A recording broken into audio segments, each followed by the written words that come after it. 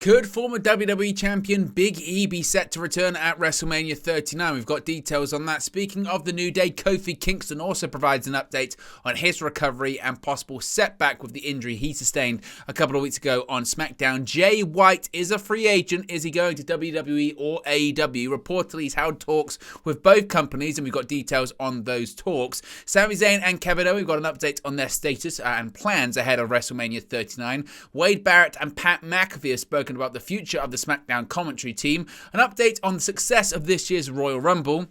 WrestleMania 39 is set to make history during the weekend, and we've got details on why that is, and 2 more Hall of Fame inductees are expected very, very soon.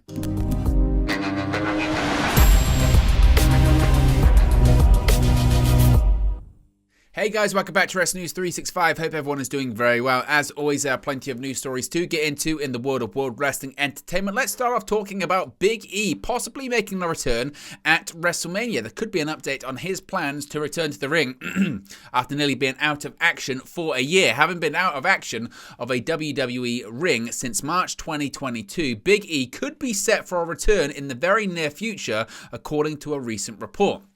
Of course, Big E has been off WWE television following a neck injury in March 2022 that would require surgery and extensive rehabilitation. He hasn't wrestled since suffering fractures to his C1 and C6 vertebrae on the March 11 edition of SmackDown, though has been involved in WWE's recruitment and development program. Writing in the current issue of Wrestling Observer newsletter, Dave Meltzer revealed that Big E could be returning, writing, quote, "I don't think if anything will come of this or if Kingston's injury changes this, but we had heard of an idea for E to be at WrestleMania, and the 3 of them would come out together if that would be the right thing to do if E could come back soon." Of course, Kofi Kingston, we do have an update when it comes to him as well regarding his situation and his injury status, but it could be a situation whereby the New Day seemingly reunite on the grandest stage of them all, with Big E making his return there. Now, Dave Meltzer didn't really specify if that meant actually an in-ring return or just a first televised appearance of Big E once again, or if he's going to be wrestling after that. He didn't really say. It was quite purposely vague, and that's probably because Big E himself isn't too totally sure on what the situation is actually looking like right now. Now, regarding Kofi Kingston and his injury, well, per the previous report, Kofi Kingston's injury saw him replaced by Xavier Woods in a fatal 5-way match to qualify to face Gunther at WrestleMania last week on SmackDown, with Dave Meltzer previously reporting that the time frame for recovery is 5 weeks. This put Kingston's WrestleMania moment in jeopardy. Now Kingston has confirmed that he is going into surgery for the injury on March 17. He posted a long post about being in Birmingham, Alabama, and spoke about having to undergo surgery. And again, we don't know how long that surgery is going to keep him out for. Logically, given the fact that it's a surgery, it could keep him out for several months. Once again, when it comes to the plans regarding Big E, that doesn't mean that won't happen. Certainly, Kingston could get surgery and still be at WrestleMania for an in-ring moment, so we could see the New Day reunite, even if 1 or 2 of the members still aren't cleared for action. It depends, I suppose, what Xavier Woods could be doing in that moment as well. Kingston, of course, has been a regular fixture at WrestleMania and the tours that surround the event for a number of years. Of course, we wish Kofi Kingston nothing but the best in the recovery from his surgery. Now, Switchblade Jay White, where is he going to be headed? Well, if reports are to be believed, that nothing's really been decided right now about where he's going to be headed. Since losing his Losers Leave New Japan Pro Wrestling and Loser Leaves Japan matches, the road for Jay White seemed to be heading in the direction of WWE. Dave Meltzer had previously written that all the circumstances seem to indicate that he's headed to WWE following his free agent status as of February 28, 2023. While there has been no confirmation from either party as to where White will end up, Dave Meltzer has once again provided an update on the status of the former IWGP World Heavyweight Champion. Writing in this week's edition of the Wrestling Observer newsletter, Meltzer stated, quote, "Regarding Jay White, we are told that White has been talking to WWE but has not signed. He is also talking to AEW. From someone familiar with the situation, they described it as 50-50 which side he would go with.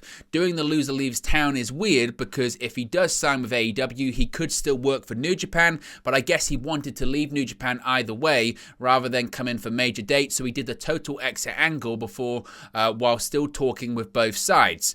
He also spoke about the Commander situation, saying that Meltzer would go on to compare the White situation with that of Commander, concluding, quote, "Just to make things clear, WWE had open talks with Commander prior to AEW announcing him for the ladder match about potentially doing a tryout, but not a contract offer. But they did speed up the process, contacting him again right after he was announced for appearing in the ladder match, and right again after the match, trying to speed up the process. The change in the head of recruiting in WWE has sped up their wanting to consider a new talent, and there's certainly their consideration of waiting to contact talent as well." He had previously stated that WWE was certainly the favorite to sign Jay White. It was also spoken about how many different ways he could come into the company. Some people are expecting him to be at the post WrestleMania edition of Monday Night Raw, the Raw after Mania, and things of that nature. But according to this report, it's still not decided where he's going to go, and he is still in conversations with both sides. One would think as we get closer to WrestleMania, obviously WrestleMania being in a couple of weeks' time, he'll decide where he wants to go. Similarly, obviously getting closer to Double or Nothing as well with AEW in May. They'll want to lock in Jay White if they can, but as of right now, he hasn't put pen to paper, although still many consider WWE the favourites to sign Switchblade, but anything's possible when it comes to the former IWGP World Heavyweight Champion. Now, we spoke about WrestleMania, and certainly we are getting closer and closer to the showcase of the Immortals, and an update on which night will host the Usos versus Kevin Owens and Sami Zayn's match at WrestleMania 39 has been revealed.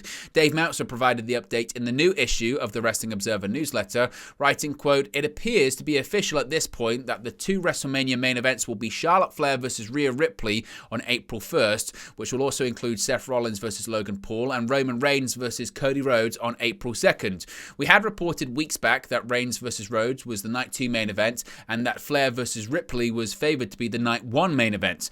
When we had asked about the Usos versus Kevin Owens and Sami Zayn headlining Night 1, since at the time Zayn was the company's hottest babyface character, we were told that there were political reasons in play as to why Flair versus Ripley would most likely get that spot.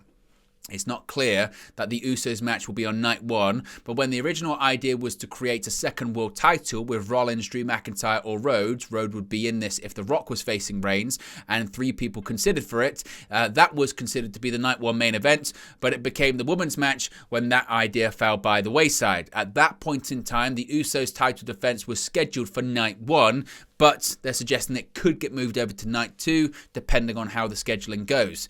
Now, Meltzer had previously suggested that the political reasons in play related to WWE wanting to have a women's match as the main event of one night of WrestleMania 39. Of course, last year, neither main event was any of the women's matches on the show, and the year prior to that, rather, at WrestleMania 37, Night 1's main event did have Sasha Banks facing off against Bianca Belair. Of course, Night 2's main event was the Universal Championship Triple Threat match that year between Edge, Roman Reigns, and Daniel Bryan. Last year, of course, the main event of Night 1 was the Kevin Owens and Stone Cold Steve Austin match. Night 2, the main event was that winner-takes-all unification match between Brock Lesnar and Roman Reigns. Of course, Lesnar being the WWE Champion and Roman Reigns being the Universal Champion at the time. A championship that Roman Reigns holds, until this very day.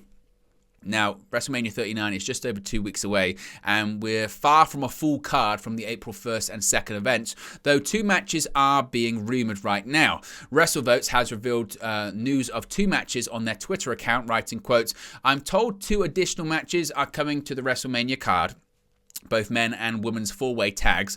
The men lineup is currently scheduled as, quote, Street Profits versus Alpha Academy versus Viking Raiders versus Braun Strowman and Ricochet. Dave Meltzer addressed the positioning, as I mentioned, of the Sami Zayn, Kevin Owens versus the Usos match at WrestleMania that we just spoke about. It's quite interesting, actually, that these tag team matches are going to be coming to the WrestleMania card, even though it would appear that the tag team championship match between Owens and Zayn and the Usos is going to be for the Undisputed Tag Team Championship. So I don't know if this is going to make contenders for the future, or how they're going to do this. If this is going to be a kickoff show, one would think it probably is going to be a kickoff show, but there also is going to be women's four-way tags as well. But remember, the women's tag team champions Lita and Becky Lynch are involved in that 6-person tag team match involving Trish Stratus and Damage Control too.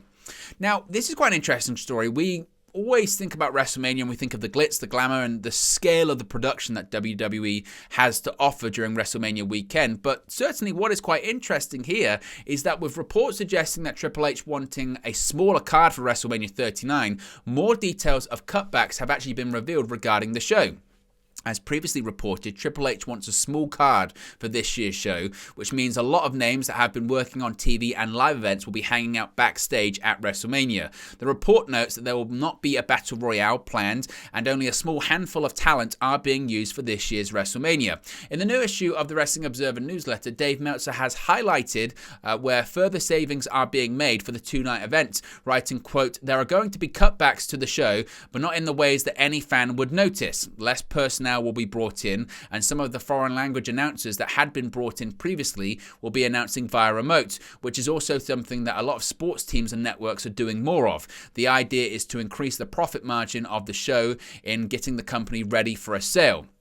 Of course, it was recently reported regarding the sale that WWE is set to meet potential buyers in April in preparation of first-round bids, but reporting that price, or that asking price by Vince McMahon of $9 billion was being scoffed at by the majority of the financial world, and it appears unlikely he'll be able to get that kind of offer from any parties that are interested.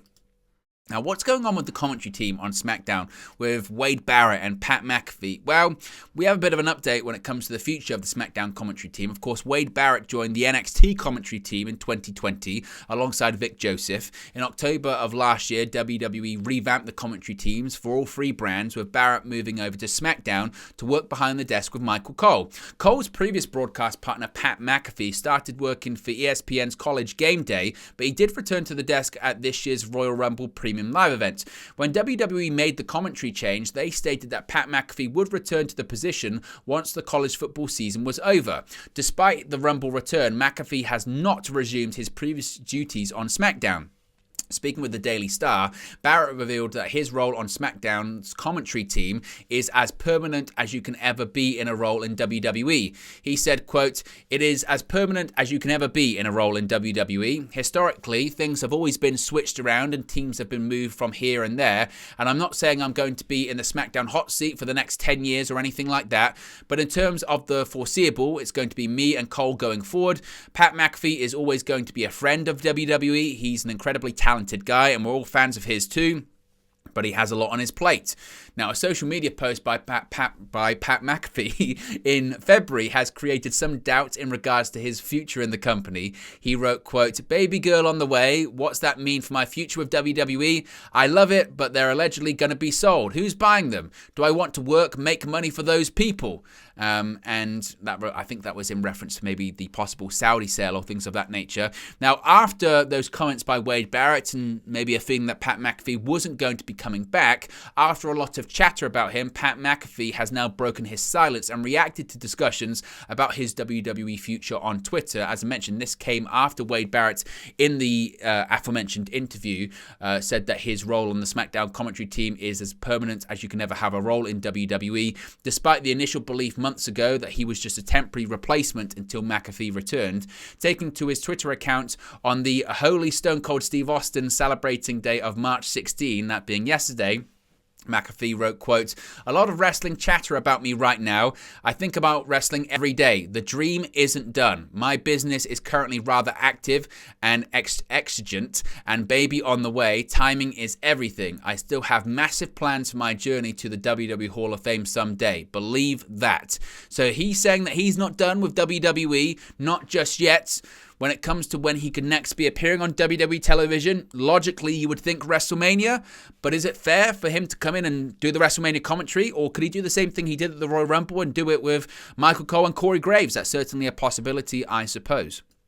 Now, let's switch gears and talk about the Royal Rumble. Of course, usually that's the way we kickstart the road to WrestleMania. And an asses in the venue mentality saw WWE executives inflate the attendance for the January 28, 2023 edition of the Royal Rumble at the Alamo Dome. As previously reported, the record-breaking Royal Rumble brought in over $7.7 million in ticket sales. WrestleNomics has now taken a deep dive into the figures for the event and shared communications between WWE and staff at the Alamo Dome in San Antonio.